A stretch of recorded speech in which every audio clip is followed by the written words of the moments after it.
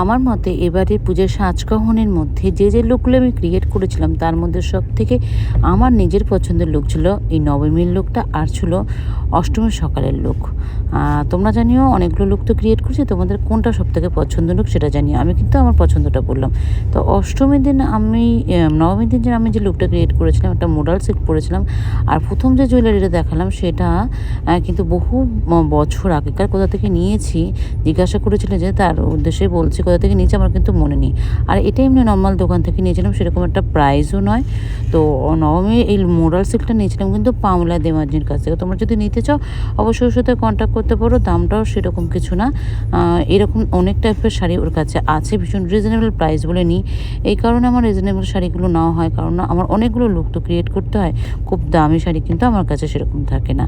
আর পামেলার কাছে আমি এরকম রিজনেবল শাড়ি কিন্তু অনেকগুলোই নিয়েছি এবারের জন্য। তো তোমরা যদি নিতে চাও অবশ্যই আমাকে ডেসক্রিপশন বক্সের লিঙ্ক লিখবে, আমি নিশ্চয়ই ওর কন্ট্যাক্টটা তোমাদের সাথে শেয়ার করে দেবো। আর এটা ছিল আমার নবমীর ফাইনাল লুক।